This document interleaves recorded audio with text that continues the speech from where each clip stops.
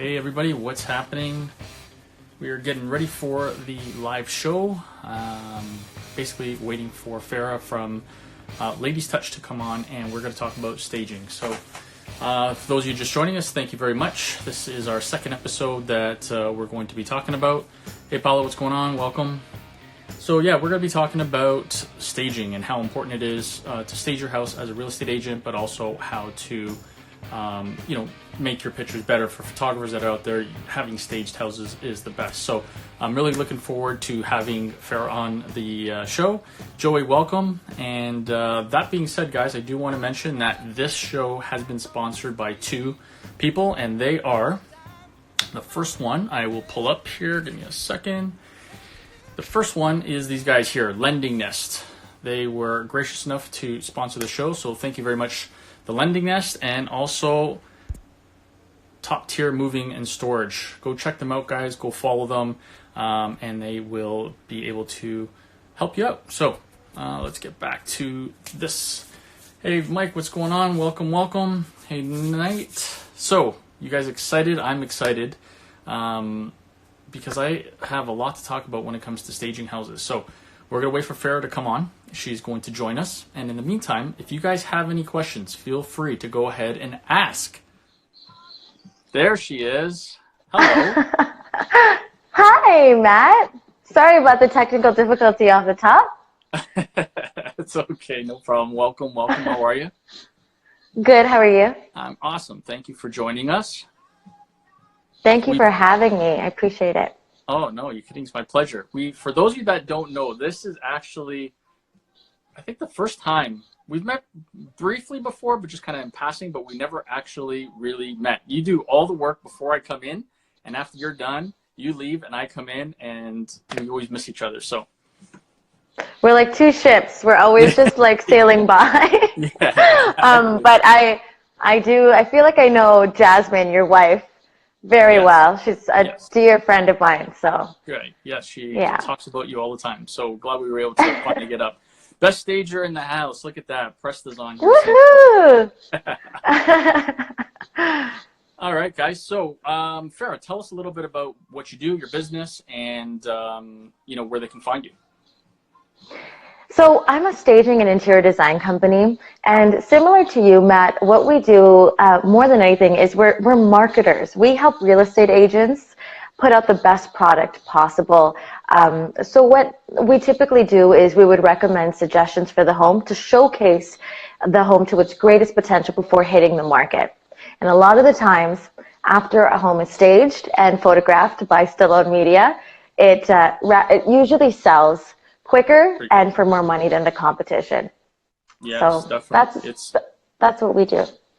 That's the as a photographer, I can tell you when we go into empty houses versus going into a staged house, it's a night and day difference, not only in the look, but in our mindset, the way we feel as soon as we come in there. So we loved when houses are staged, and unfortunately it doesn't always allow for it, and I get it. Some agents are kind of pressed. Actually, I got one of the questions I'm going to pop up was sometimes they're not able to stage it, which is unfortunate, but it's the nature of the business. But ideally, yes, I'd love to come into a house when it's fully staged.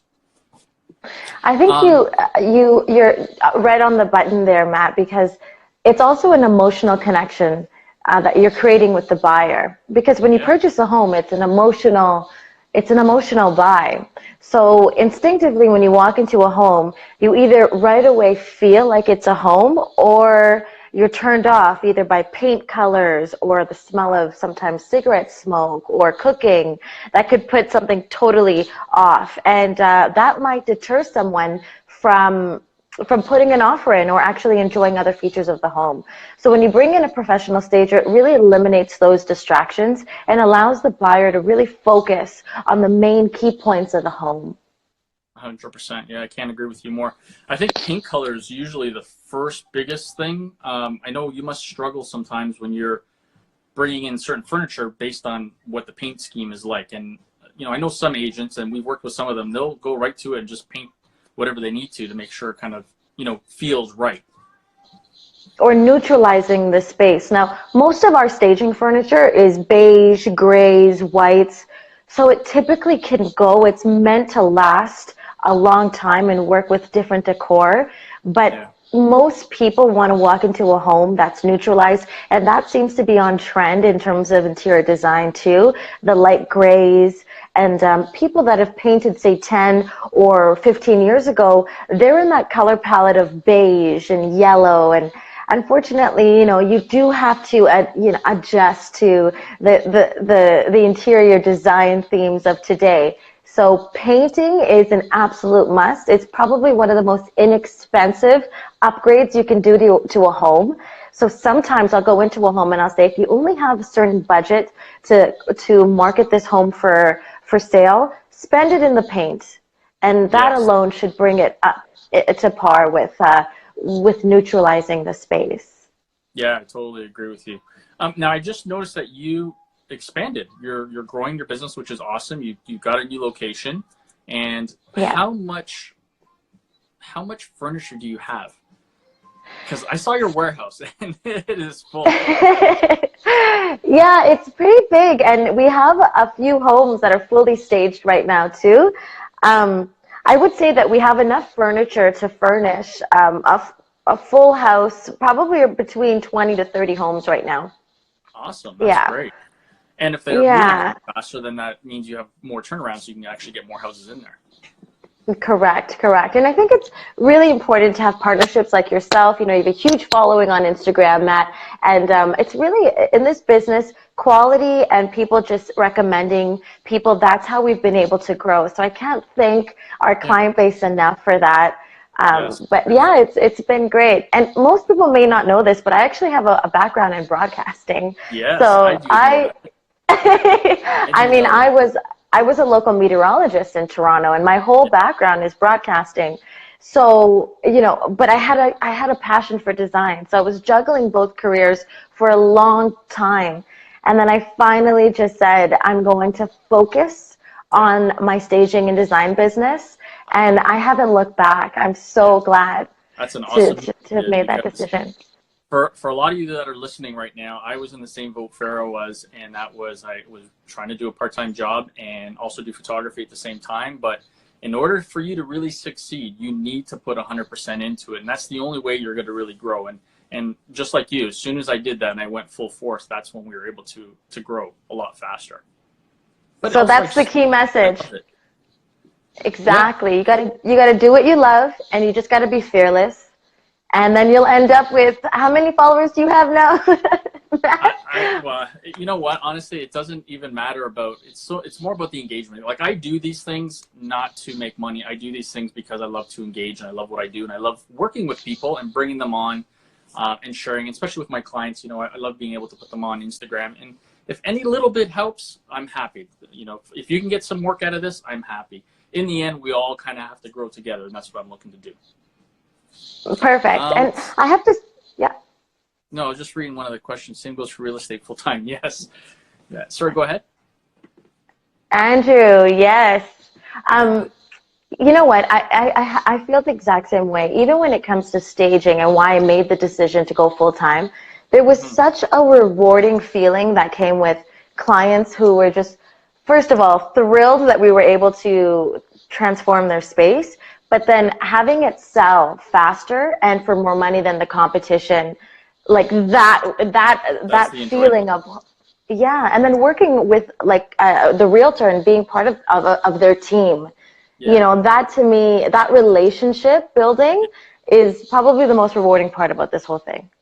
I agree with you. And I just had my last guest that was on the show, Jordan. He came out with his podcast today, and he made a really good comment last time, and he mentioned it on the podcast. And he says he's a marketing partner. He's not just a photographer. And that's the way I look at it with my business is, yes, we take photos. Yes, we do above and beyond what the other photographers may do.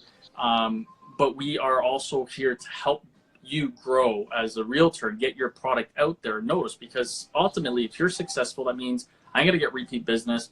I will get more business from referrals, and ultimately, again, we all kind of grow together. So I love that statement. Being a marketing partner is the best way to say it. What's this question? What is this most effective thing you did? Put your name up there when you started. Service for me. For me, it was service. I needed to be able to provide service and stay true to my word. I don't know. How about you, Farah? Single most effective thing you did to put your name out there.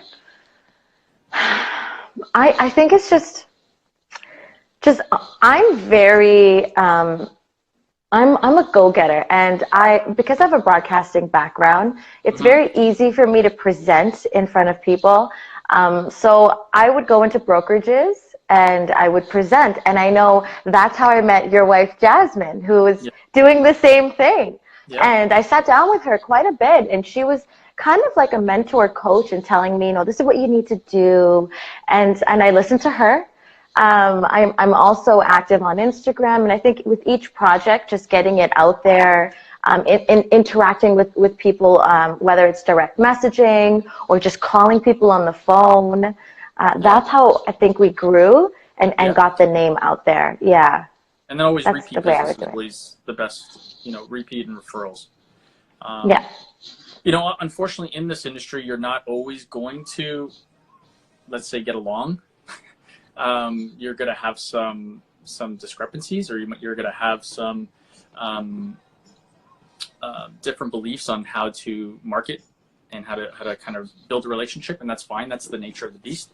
But ultimately, I think providing service and I know for a fact from the realtors that I deal with and that have spoken to you about you, highly recommend what you do in your service, and I love when we have to come take pictures and you've done it. So, and speaking of that, I'm going to show you some before and after. So everybody that's looking right now, I'm going to pop up some images here.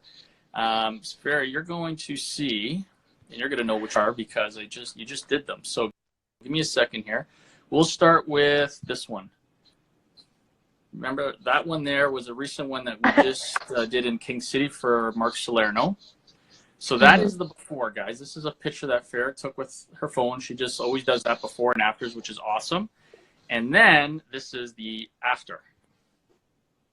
I mean, huge difference.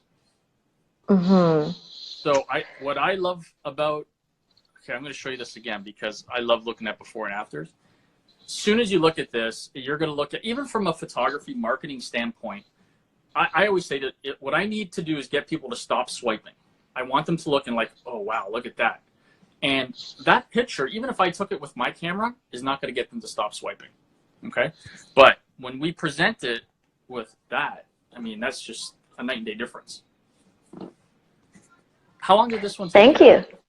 This took you, what, a day? Uh, 2 so days? how it worked, it really, again, I have to stress this. It's a combined effort with the agent, as you know, right, Matt? Mark, I was so impressed with him because when I came in, I had come into this home before he came because he was a tad bit late. So I did the walkthrough. There were a few rooms that were like blue. There was a few ethnic art on the wall. It was kind of dark, and I was thinking all of this in my head. And I said, these are the things that I'm going to present to Mark when he gets here. And he walked into the door, and his presence, like, he's there. Yeah. He goes through the house, and with him, he had the painter, he had the handyman, and me.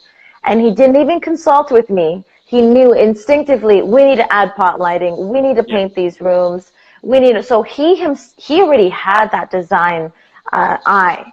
And Yeah. with me, he just said, okay, so what do you think about these rooms? And I told him what I thought, what I would bring to him. And he agreed. So we were kind of just right away, we had this instant connection, which was perfect. I love that. Yeah. And he's like, okay, I trust you, go for it. So then a week later, we came in. It's myself, another designer from my team, and two movers. We got there at around 11 o'clock. We got there at around 11 o'clock in the morning. And between the four of us, and Mark wanted us, to hurry because he had to do his marketing. So we were done by 1. So it took us 2 hours to do that. Nice. And I know how Yeah. many people do you have on your team altogether that come in? 5. I have 5 designers, but when we go to a house, usually I like 2 designers on site plus the movers. Nice. I'm just looking for the other one I had. I thought I had it loaded up here, but the one that you did for Andrew Presta. Yeah. Where is Andrew? Let me see. see if I can. I believe this. Oh yeah, that was recent. Mm-hmm. That was before, and I'm trying to find where the after was. I don't know. That's not the one. No. I don't think I loaded it on here, guys. I'm sorry, but when this does air, I will post it on there and show you. Sorry about that, Andrew. I thought I had it on here, but I didn't. I didn't load it. All right. So let's take that back. Sorry, buddy. But I will post it on here, and I'll show you the kind of before. There's a whole bunch of before and afters that Farah did work on, and a lot of different images, which was awesome. So I am going to pull up one of the questions for you, Farah, because we did get a few questions. So I'm going to pull one of them up so you can answer. Hold on. We're going to go with, well, we talked about this briefly, but what about this one? What do you recommend for agents when their clients don't want to pay for their staging? You know, I would say bite the bullet, and as a realtor, you should offer that added service, because you may lose the listing due to that extra step, and they may go with another realtor who will add staging as part of their service. Now, one thing with me is I'm able to work in so many budgets. Like, I've worked in budgets as low as $600 up to $6,000. So right. If the agent says, you know, I just want to spend $1,000 for, at least we'll come in, we'll do a design consultation analysis. That will mean removing some of the client's furniture, neutralizing the space, and then bringing in a few accents. And then voila, you have a staged home that still adds value, but that's in your budget. Yes. So I would say, get yourself a good stager, call us at a Ladies Touch, and we'll work with you. But don't lose the listing over staging. Just do it. Yeah, I agree. You know, I can tell you, there's a lot of my clients, and they're on here right now watching, and I can vouch that these guys do not, you know, not only in the photography side of it, but on the painting or cleaning up the outside or doing whatever it takes, they don't even look at numbers. They just like, it needs to be done. It needs to be done. If it comes out of their pocket, they honestly, they're like, it doesn't matter. I want the sale. And if I have to lose $1,000 or $2,000, it's not a big deal in the grand scheme of things. And right. As a realtor, I know some of the realtors that are out there, they're based on return on investment. And I think that's the bad way of looking at it, because anything you get nowadays, any house you get, if you can stage it, get some portfolio work out of it, show it off to future potential sellers, that's a huge advantage to you. And you can ask, you know, young and up and coming real estate agents, they're looking for stuff like that. So spend the money. It's an investment in your business as well. We got some, Presta said, yeah, that one didn't even make it on the market. That sold pretty quick. Andrew D'Amico. All right, I'm going to pull up another question. Actually, I have a question for you. Okay. What is, I think I had it on here. I'll let them ask it. Yeah, here it was here. So how do your prices range? Per square foot, or is it per the home? Per square foot, I would say. We have tiers, pricing tiers. So if the house, and this is a range, if the house is between 1,000 to 2,000 square feet, anywhere between 1,500 to 2,500, and that's a vacant home. Of course, it's much less if we're using client furniture. Between 2,000 to 4,000 square feet, I mean, that can go from 2,500 to 4,500. You know, it really depends. That's why I say we're really able to cater our staging to the home and to the client's budget. Perfect. But yeah, I would say that we would use square footage as kind of the first level of determining what tier of pricing it would go under. Yeah. And Andrew D'Amico just made a comment there, and he's 100% right. It's about how to make the client, right, the most money. And if you can stage it and make it look better and have somebody come in and just instinctively feel like we talked about earlier, there's that connection. That connection usually equals cha-ching, right? You're going to get an extra 5, 10, 15,000, maybe more. A lot of people, I always say this, people buy with their eyes. And the nicer and the prettier you make it look, the easier it's going to sell, and most likely the more money you're going to get for it. And also going to what you do, Stallone Media, being the MLS pictures. So when people are determining whether or not they want to see a house, their first interaction is that MLS picture. And when you're on MLS and you have a vacant room and the entire house is vacant, they can't tell what's the breakfast from the kitchen or the living room from the family room or the bedroom. So sometimes, even if you're considering virtual staging, sometimes that's even better, just to get people through the door as opposed to a vacant home.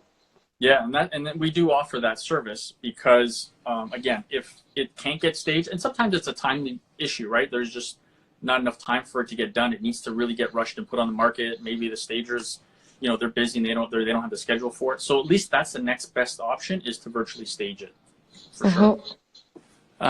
Do you enjoy B2B or B2C clients? No idea what that means. Carrot, what does that mean? Let's pull up another question in the meantime. Here we go. Next question. How early should someone stage their house? Oh, like that should be one of the first things they do before hitting the market. I think how early, like the second you're thinking of going onto the market, meet with your realtor, see what services they offer, have them bring you a stager, go through all of that, then get in your photographer and then hit market. I think that should be like one of the first things they do, right? Yeah. What would you say? I think if you're, let's say you're going to put it on the market on Friday, you want to, maybe stage it Wednesday, Tuesday. I'm going to tell you from the back end side of it. I'm going to tell you to stage it Monday or Tuesday. We would come in and, let's say, do photos Wednesday. We have a turnaround time of 24 hours. We then need time to do the marketing, get the brochures and everything ready, and then have the pictures ready for you by Friday. So in total, there's about a week, but you want to start with any of the pre-stuff Monday, Tuesday as fast as you can. Right. All right, let's put this out. Which one do you prefer to work with better, the realtors or the homeowners directly? That was what he meant. Thank you for clarifying. Right. If I'm being completely honest, I prefer to work with the realtors, and here's why. Because it's an emotional detachment for the homeowner to have someone come in and have them strip their home to neutralize it. Sometimes the homeowner doesn't quite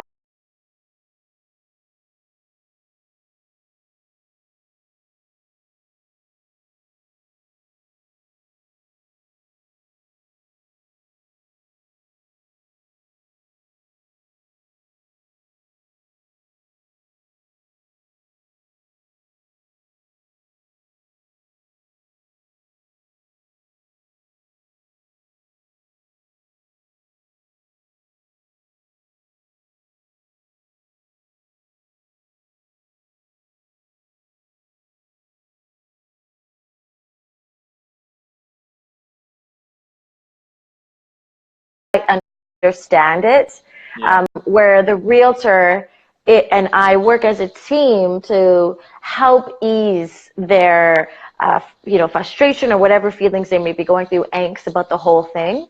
So I typically work with realtors directly. Yeah, that's a great point. And I can tell you from experience, a lot of homeowners have that hard time to understand that they need to detach from their furniture or their paint colors or whatever the case is and market to the masses and understand that, neutral colors might not be your favorite, but it is to the mass. So that's what you have to kind of go with. And same with certain furniture. They might not like the furniture that you bring in, but that's okay. That's what the masses like, and that's what's going to help sell it in the end.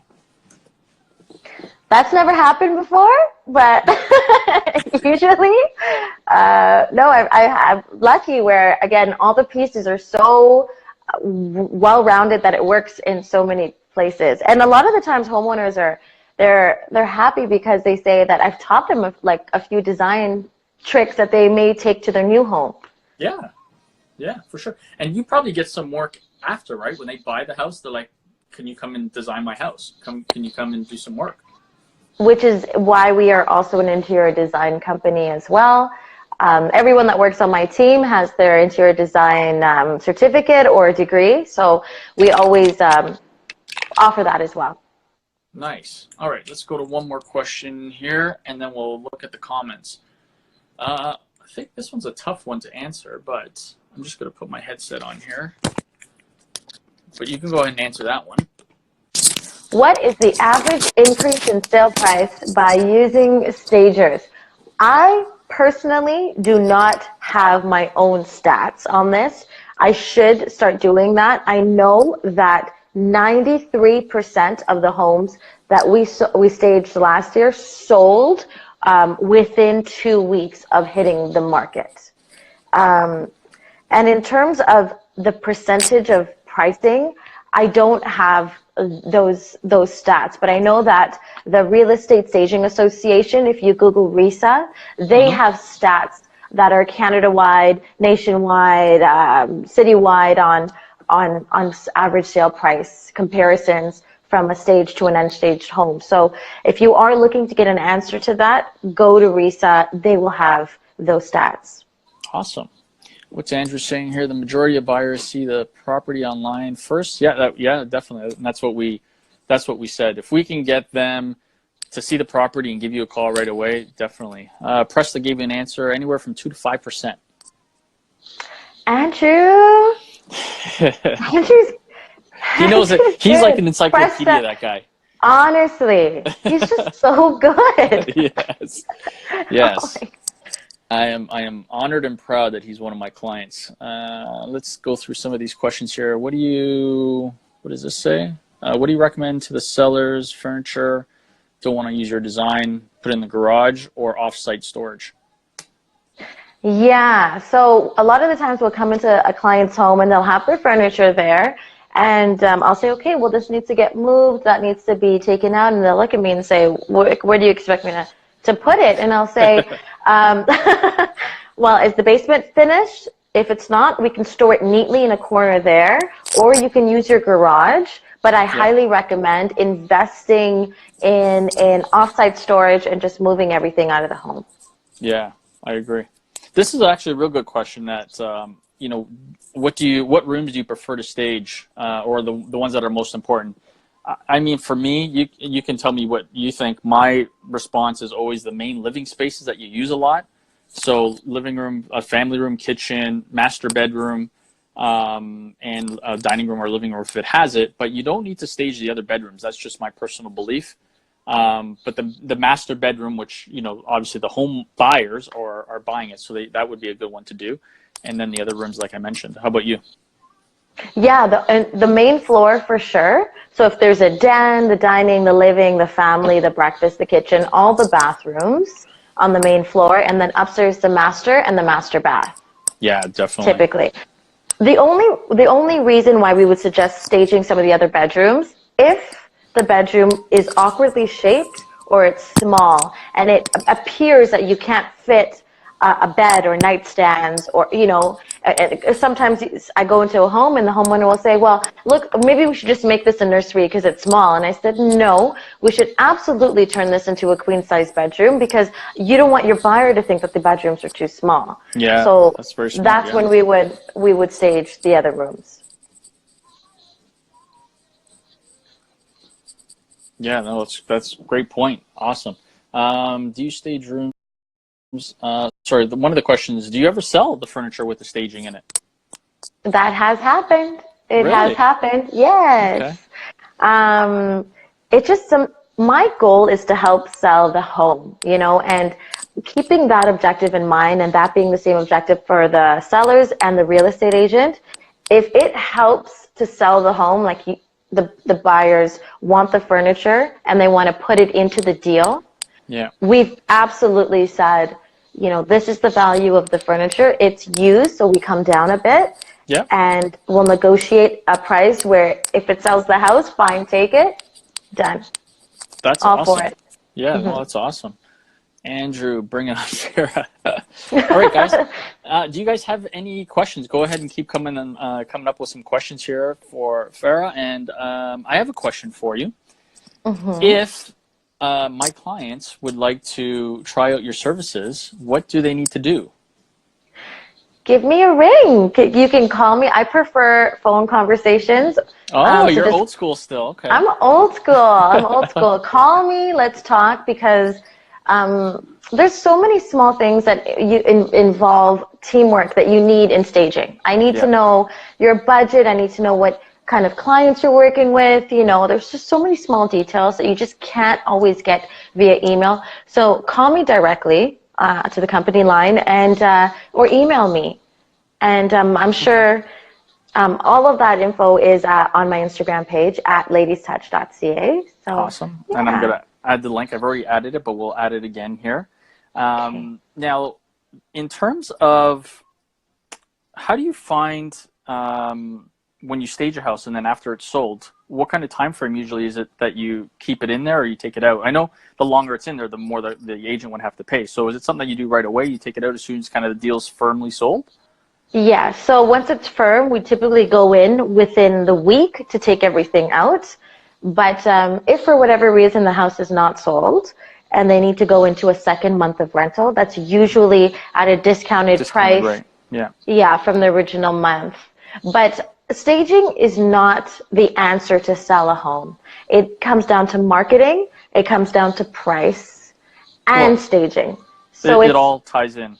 It all ties in. So it's so important that the realtor works with me and I work with them, because I hate when we stage a home and then they say, well, it looks so great, maybe we can get even more for it. Nobody is going to buy a home more than what it's valued or more than what the comparables in the same street have sold for. So the goal of staging is to make sure that you get what the value is and that you get it quickly, not no one is going to pay more for something because it looks shiny, you know? Like it's not going to. Unless they have that emotional connection to it. Might be. They might. But if you're comparing to another house that's down the street, that's up for sale, that's empty, you have a big advantage for sure. Right. Right. Do you hang curtains? Okay, so I get asked this question a lot, and I always suggest not to personalize the curtains or us bring in anything. I'll only bring something if there's already existing rods and they have drapery that's dated or really personable. Okay. What we'll do is we'll bring you white sheers. But if there is already no window coverings on the walls, I would not recommend we go out and put window coverings on. Only because when we do new homes, none of the windows are dressed. And so I just like it open. I just like that open, airy feeling. Nice. So that's the answer to that. I know usually for me, when we're taking pictures, if the house is really close to another house and you can kind of see like a brick wall, I would hope that there's some shears or blinds or something. For sure. Or we photo it so in a way that it's kind of washed out so it's not really noticeable. But when there is a view, then we want to be able to see that view and show it to everybody, right? Exactly. That is exactly what we do. The Lending Nest had a good question. The Lending Nest, our sponsor on the show. Yes, our sponsor on the show. Yeah. I can't see it now. How do I go? Oh, I'll get it here. It's when staging a home, do you take into consideration the demographics in new area, use home in and cater to those potential buyers in terms of taste?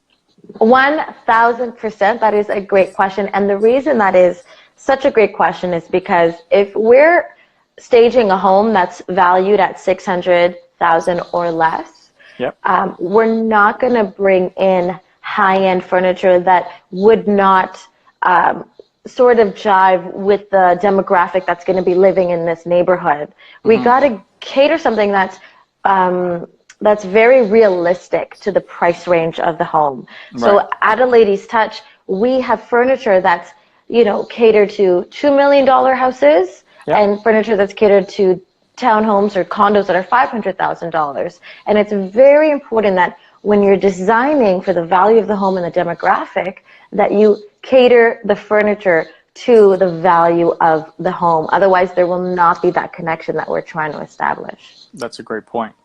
And when you say that, you're also talking like downtown, for example, right? Downtown condos, you're going to probably most likely stage it a little bit more modern than you would, let's say, something up here in Vaughan.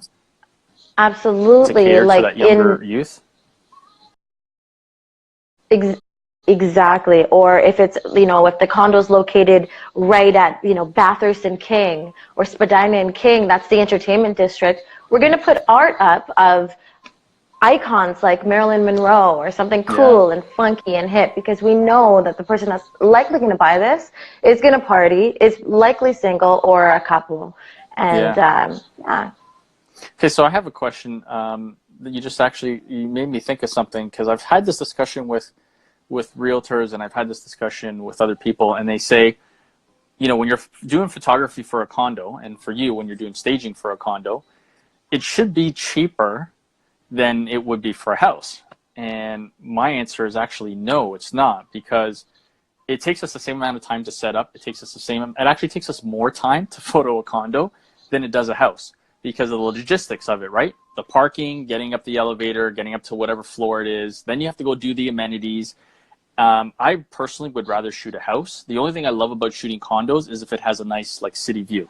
But other than that, it's more work for us to shoot condos than it is to do houses. How is it for you with staging? Oh, my team hates the logistics of condos. Yeah. Oh, the booking of the elevator, then the moving room, finding parking in the small spaces and crevices at the back of the building. But typically, despite the headache involved with it, condos don't use as much furniture as a house. Right. So But the labor is still pretty much. It takes much longer. Like Mark Salerno's house, we did that in 2 hours. Yeah. A condo will take double the time. Yeah, exactly. But in terms of renting the furniture, it's not as much that we're bringing in. Yeah. So it is slightly, like I can't charge the same amount for a 3,000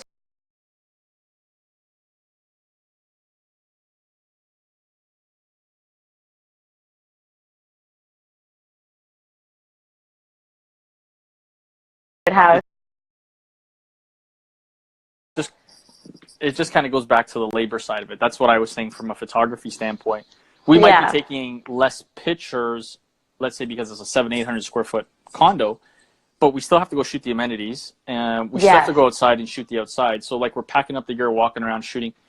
Labor-wise, guys, it is actually more work than it is, let's say, what you're getting out of it. So I wanted to bring that up because I know from a staging perspective, it's a lot harder to go up and through condos and stuff like that.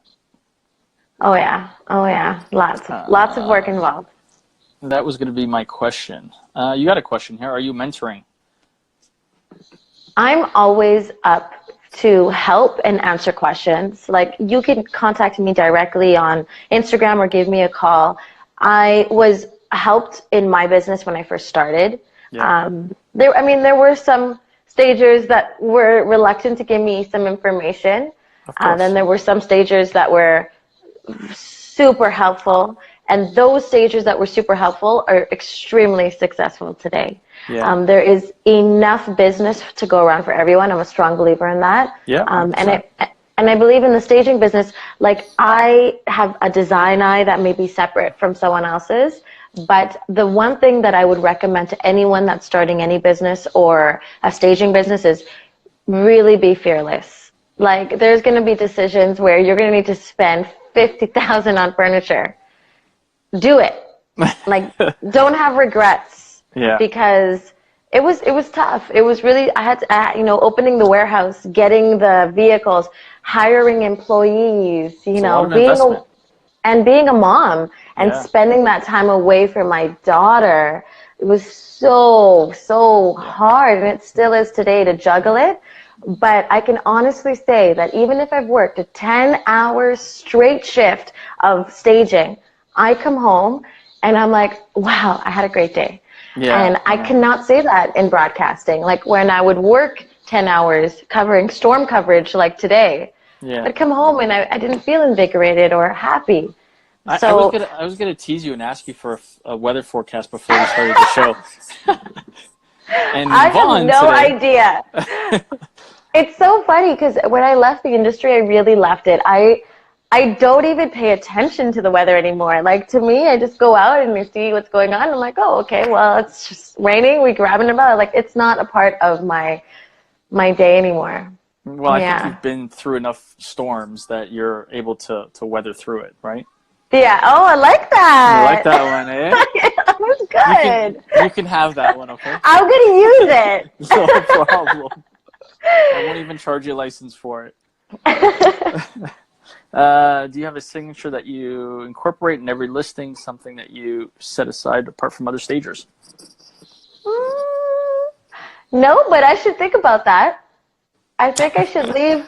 I've always been telling my team from the beginning, like after a successful stage and sold, we should leave something for the buyer or the seller. That's probably something that I should start doing. Thank you for bringing that up. I will start doing something. Yeah. You know, I had the complete honor and pleasure of working with another Farah from Inspire Me Home. Okay, Matt, I'm gonna have to stop you. Why?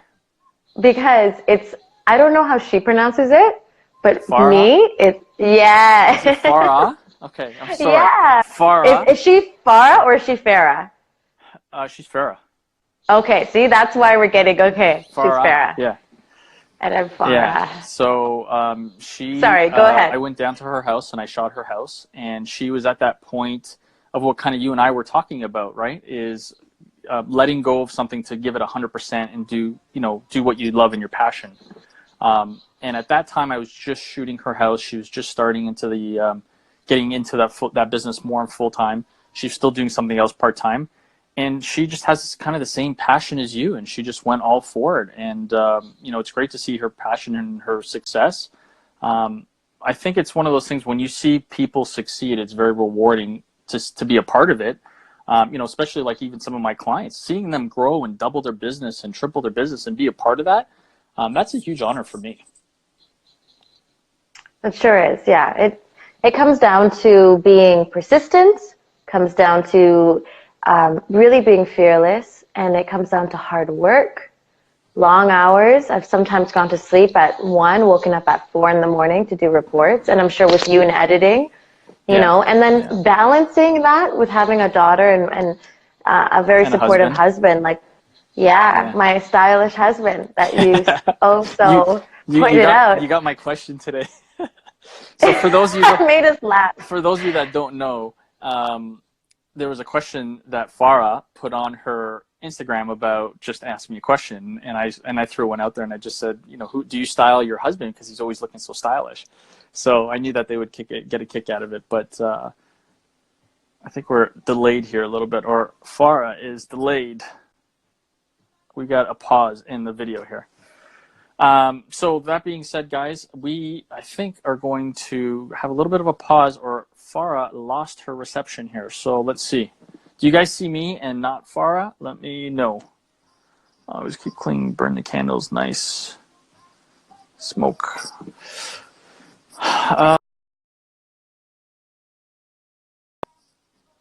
We lost Farah. She will come back. Don't worry. All right, guys. So how do you like these questions so far? How do you like these shows? Do you have anything? Just me. All right. That's what I thought. Just keep burning the candles. Yes, guys. Yes, yes, yes. Definitely. Let's see if Farah comes back. Thanks, Matt. Farah. I thought we were done. I'm like, oh, that ended so abrupt. I had so much fun. I would not be so rude and cut you off like that. As soon as you got off, like 3/4 of all the audience just left. Like they don't want to see me anymore. Oh. Right. So there we go. Look at that. We're back up to 22. See, it's climbing. Okay, that's good. But I think we answered all the questions that we needed to tonight. So thank you so much, first of all, Matt, for doing this. It's so kind of you to let me on your Instagram TV.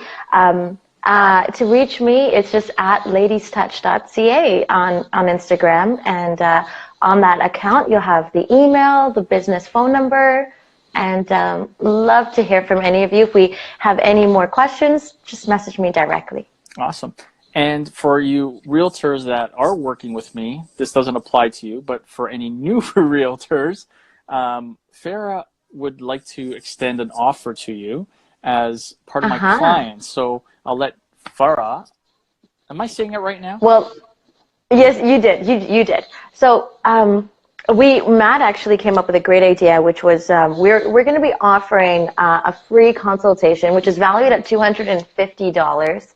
to any clients who are watching our live Instagram and mention Matt. I'm happy to give a free consultation to you and your clients. Yeah. Awesome. You're the best. Thank you, guys. So feel free, definitely reach out to her on your next consult that you need done, and she will do a fantastic job staging the house. I'm going to post more pictures of before and afters that she's done that I have. And again, if you guys have any questions, feel free to reach out to either of us, and we'll be able to answer them for you.